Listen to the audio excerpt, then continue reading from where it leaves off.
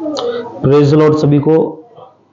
दोस्तों, आज का हमारा टॉपिक है कि कुछ चैनल वाले जो हैं दुख मना रहे हैं कि सभी ये जो पास्टर ब्रजेंद्र और बिशप विजय एमैनुअल जो है सब इकट्ठे हो गए। इन्होंने सारी गुनाह गलतियों को जो है, जिनके जो वाद विवाद थे, सबको जो है इन्होंने मिटा करके एक हो गए।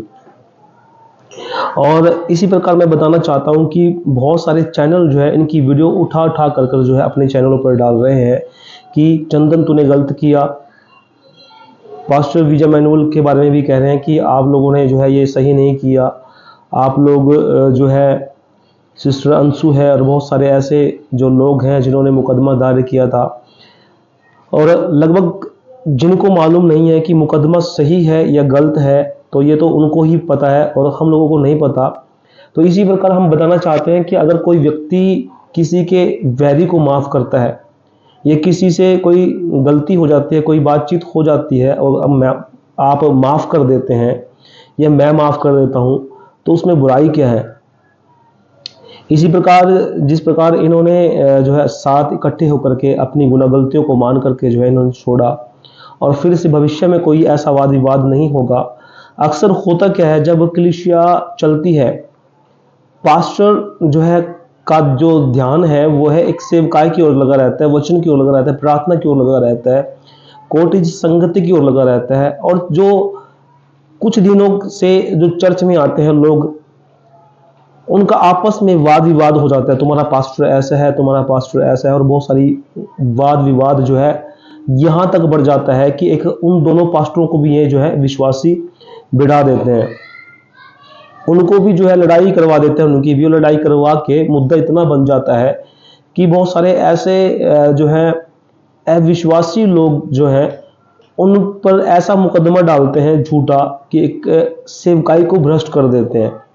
यानी आप समझ गए होंगे कि जिस प्रकार से हमारे बीच में ऐसे भेड़िए हैं जो भेड़ों के रूप में भेड़िए बन गए हैं, जिनको परमेश्वर के वचन से कोई ताल्लुकात नहीं है, किसी से कोई मतबल नहीं है। और अनफॉर्चुनेटली मैं ये बात कहूँ कि जो लोग अब परमेश्वर के नाम का जो है भेष पहनकर, यानी खाल पहनकर, जो है भेड़ की खाल पहनकर भेड़िए जो आते हैं, वो ये तो कहते हैं कि हाँ मसीह है, लेकिन उसको फॉलो नहीं करते, उसको उसकी बात पर नहीं चलते, उसकी बात पर अडिग नहीं रहते। तो ऐसे लोगों से बच के रहना, क्योंकि ऐसे लोगों की वजह से ही इनके बीच में जो है लड़ाइयाँ हुई थी, झगड़े हुए थे, और वाद विवाद इतना बढ़ गया कि आज पास्टर ब्रजेंद्र जेल में है।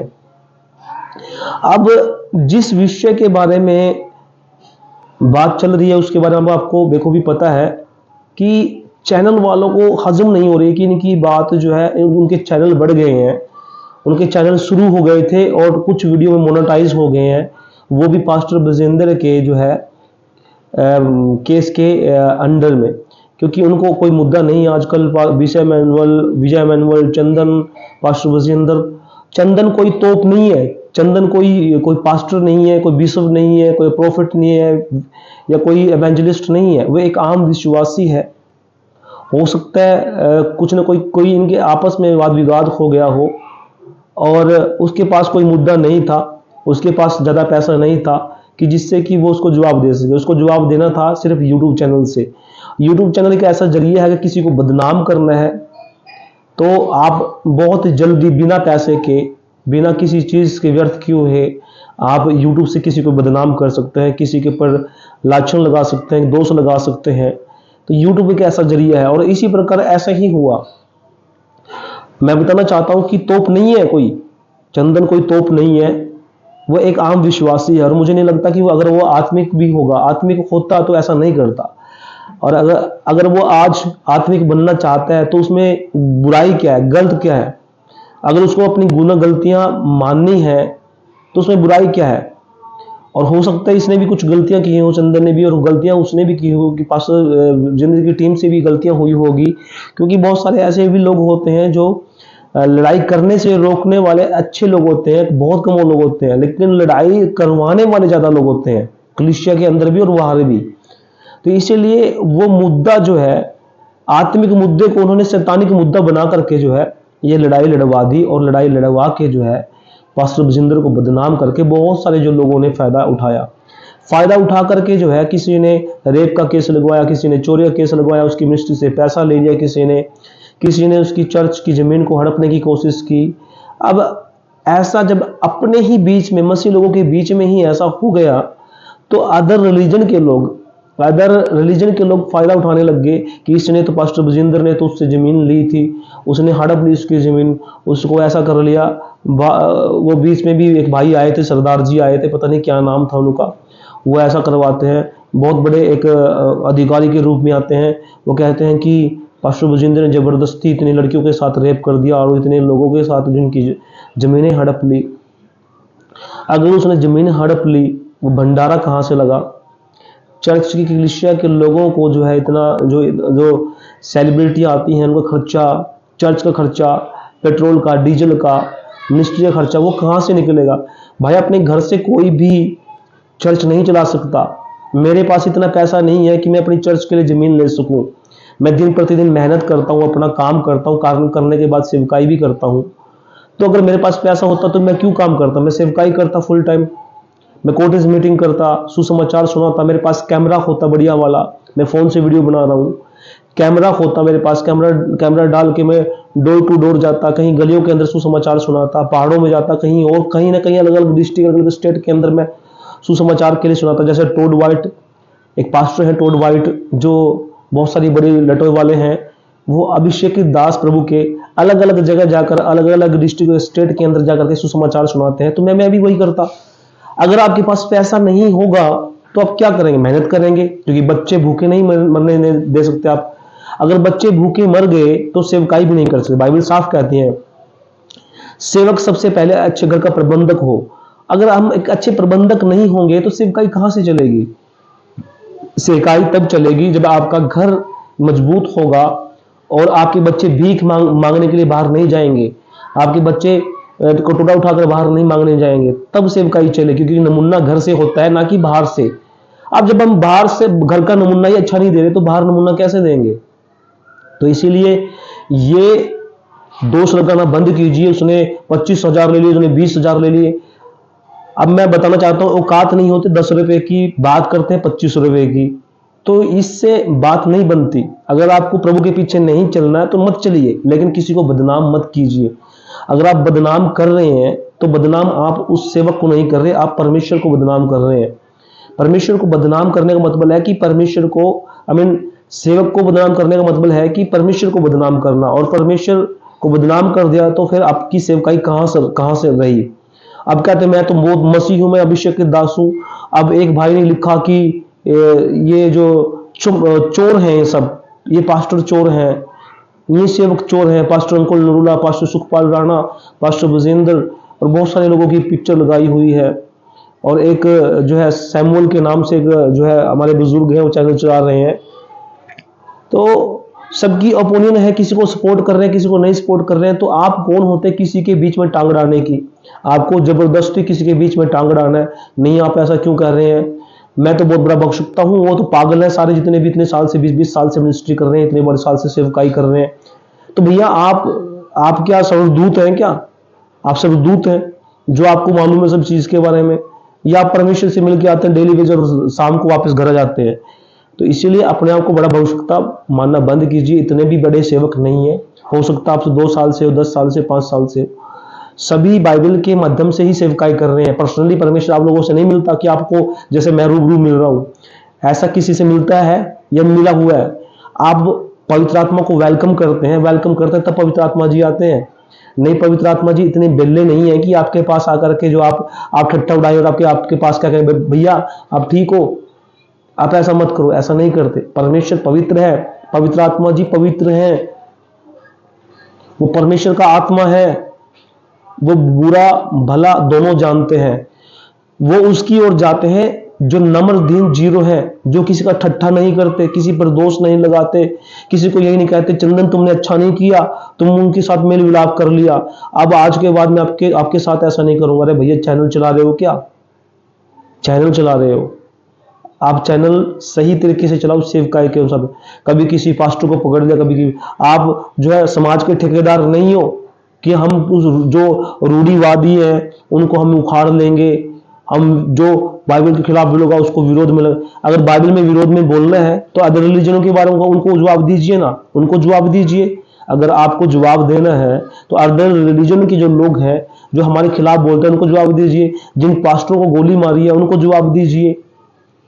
क्रिश्चियन लोग कुछ नहीं बोलते, उनको जवाब देना है क्या? वो नहीं बोलेंगे, उनको पता है उनको नहीं बोलेंगे क्योंकि दूसरे को वो नहीं बोलते।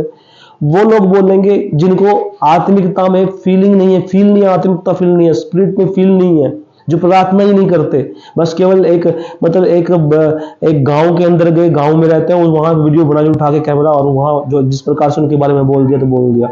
आप मीडिया में बोल सकते, कभी फेस टू फेस बैठ कर देखिए, फिर पता लगेगा डिबेट क्या होती है। जब आपकी टांगें कांपेगी ना, वचन से बोलेंगे और आपको गलत साबित किया जाएगा, तब पता लगेगा सेवकाई क्या होती है, आत्मिकता क्या होती है, फील क्या होती है। इतनी कलीसिया को जोड़ना आपकी बस की बात नहीं है। केवल यूट्यूब चैनल 1000 2000 3000 सब्सक्राइबर कर लिए, लाख सब्सक्राइबर कर लिए, इससे कुछ नहीं होता। अगर एक आत्मा को जीतना है ना, उसके लिए कम 10 साल भी लग जाते हैं, 20 साल भी लग जाते हैं, पूरी जिंदगी भी लग जाती है, तब भी नहीं बचती आत्माएं। आत्मा बचाने के लिए तो जो है प्रार्थना चाहिए। इसीलिए अपने आप को संभाल कर बोलिए, किसी के खिलाफ बोलना है। हाँ, मानते हैं कि सपोर्ट करना अच्छी बात है किसी की, पहले आप उसको जांचिए वो सही है गलत है। लेकिन अगर आपका भाई व्यभिचार में गिर जाए, किसी चीज में गिर जाए, तो आप उसको गिरने देंगे?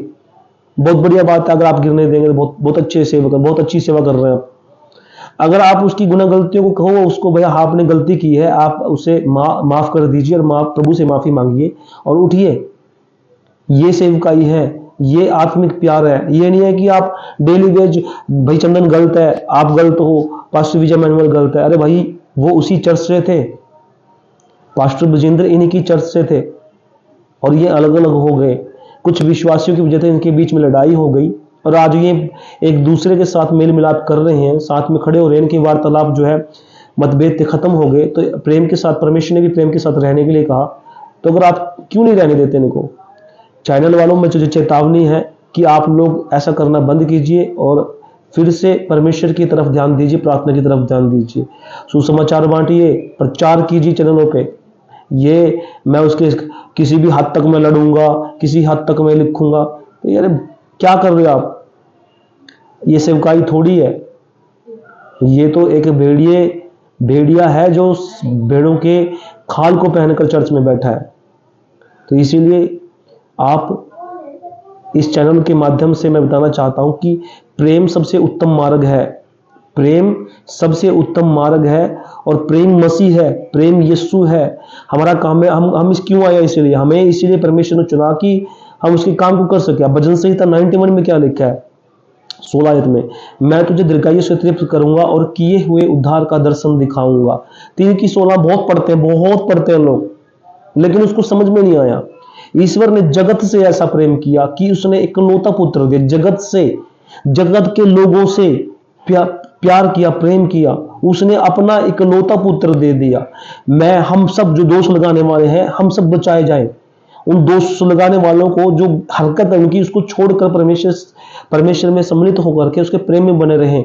बुराई को छोड़कर परमेश्वर में सम्मिलित। ईश्वर ने जगत से ऐसा प्रेम किया कि उसने इकलौता पुत्र दे दिया, ताकि जो कोई उस पर विश्वास करे वह नाश ना हो परंतु अनंत जीवन पाए। आप बुराई करते चल रहे हैं, आपको लगता है कि आप स्वर्ग में चले जाएंगे। चैनल चला सकते हैं, स्वर्ग में नहीं जा सकते। आप पैसा कमा सकते हैं, स्वर्ग में नहीं जा सकते।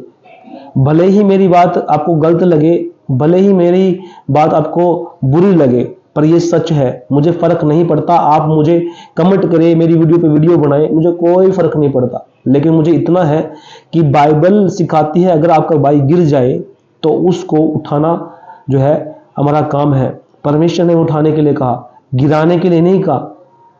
इसीलिए आप इस बात पर ध्यान दीजिए कि परमेश्वर आप सबको आशीष दे इन बरकतों के द्वारा।